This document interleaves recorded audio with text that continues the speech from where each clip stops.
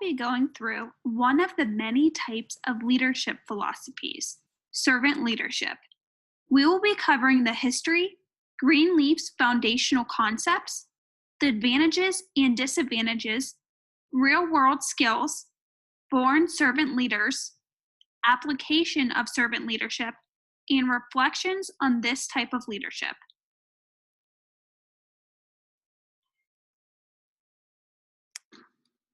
Servant leadership theory history goes back to ancient philosophy with Tao Te Ching, Chanakya, and the Gospel of Mark.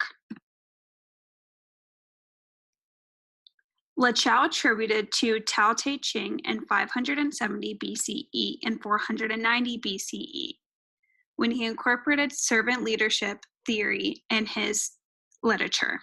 He states, the highest type of ruler is one of whose existence the people are barely aware of.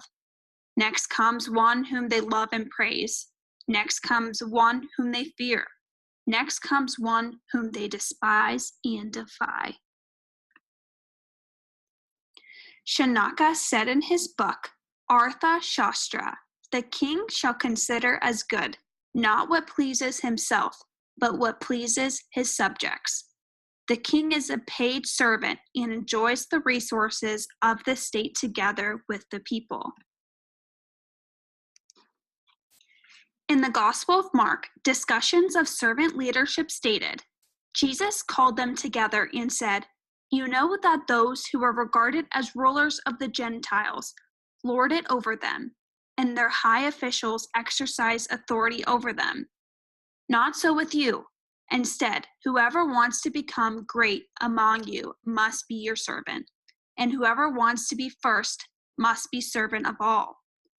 For even the Son of Man did not come to be served, but to serve and to give his life as a ransom for many. Servant leadership was founded by Robert K. Greenleaf in The Servant as Leader, an essay that he published in 1970. Robert Greenleaf recognized that organizations as well as individuals could be servant leaders. Indeed, he had great faith that servant leader organizations could change the world. In his second major essay, The Institution as Servant, in 1972, Greenleaf articulated what is often called the credo. The book's servant leadership was formulated through other pieces of servant leadership, including Larry Spears, James Sipe, Don Frick, Joe Larossi, Kent Keith,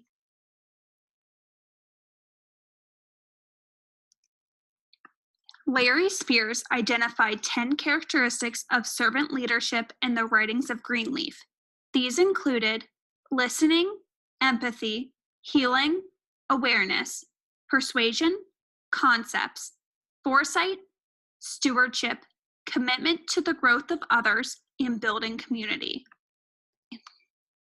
James Sipe and Don Frick, in their book, The 7 Pillars of Servant Leadership, state that servant leaders are individuals of character, put people first, are skilled communicators, are compassionate collaborators, use foresight, are system thinkers, and exercise moral authority.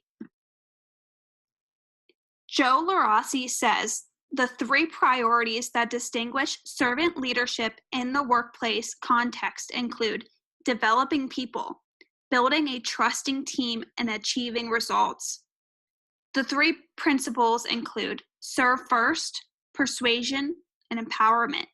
Lastly, the 3 practices include listening, delegating, and connecting followers to the mission. Kent Keith, author of The Case for Servant Leadership, states that servant leadership is ethical, practical, and meaningful.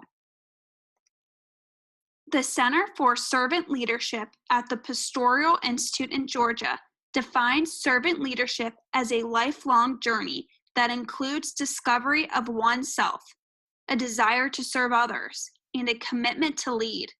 Servant leaders continually strive to be trustworthy, self-aware, humble, caring, visionary, empowering, relational, competent, good stewards, and community builders.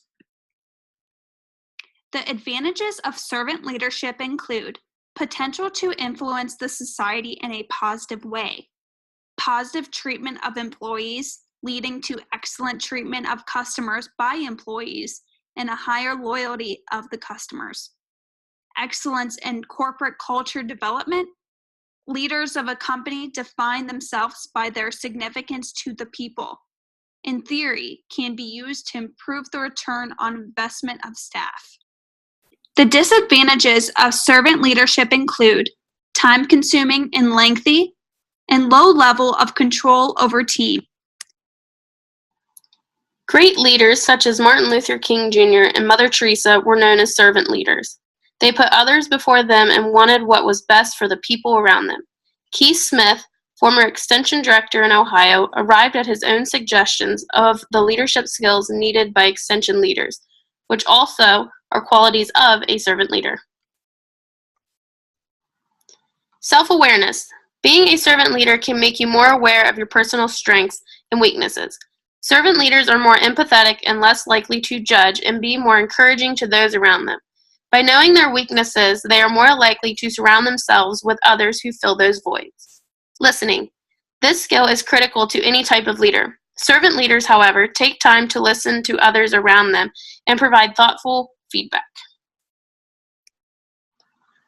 Developing your colleagues. As a servant leader, you make sure that other people's priorities are met before your own. A servant leader takes great pride in seeing others grow and flourish and provides them with experiences. Coaching, not controlling. More attention is devoted to creating a place others can excel, find meaning, and show their passion in their work. As Coos and Posner noted, the more leaders try to control others, the more likely they will rebel. Unleashing the energy and intelligence of others. Servant leaders coach, mentor, and teach so that others can use their skills, knowledge, and abilities for the good of the organization and those the organization serves. Keith Smith states, "It doesn't make any sense to have lots of people in an organization, but let only a few people, those at the top, use their full potential." Foresight. Servant leaders have the best foresight out of all leaders. Good leaders' awareness of the past and present, but lack the future sight. If a leader lacks foresight, it puts the organization or team at risk of failure. Lastly, inverting the pyramid.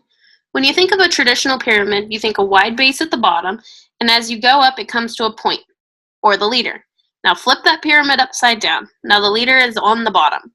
Servant leaders work for the people who work for them.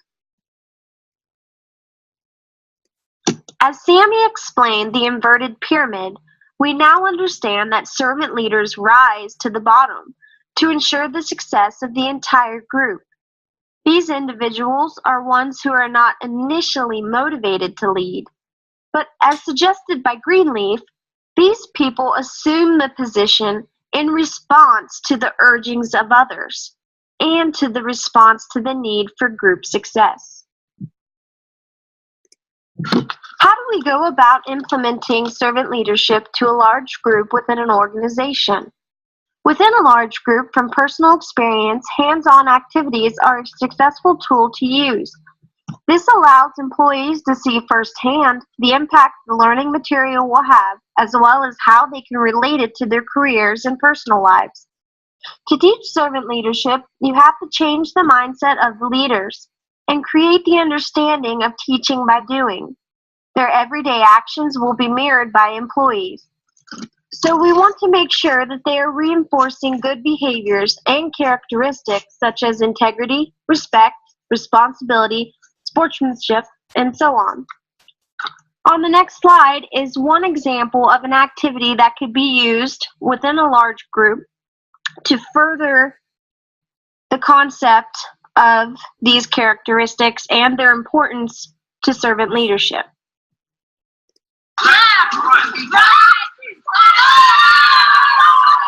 Start again.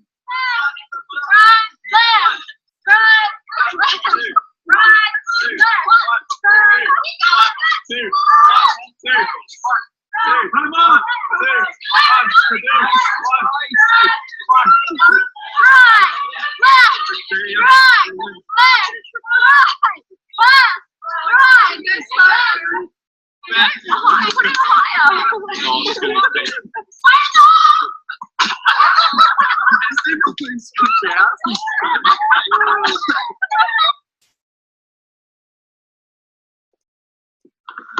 When we use games or activities in a large group setting, these activities get people off their feet, the blood circulating, and it allows them to be able to retain the information that they learned more easily.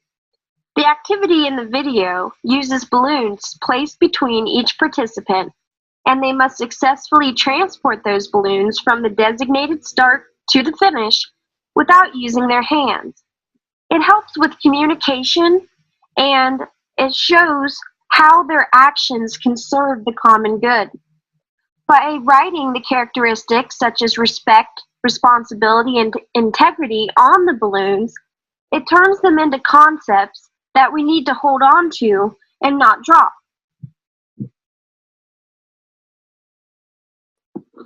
By participating in servant leadership, we have the potential to have a positive influence on society. Servant leaders help develop excellent corporate culture and work environments. Servant leaders possess qualities such as foresight, listening, and coaching others rather than controlling them. Remember, success begins with you. To the world, you may be one person, but to one person, you may be the world.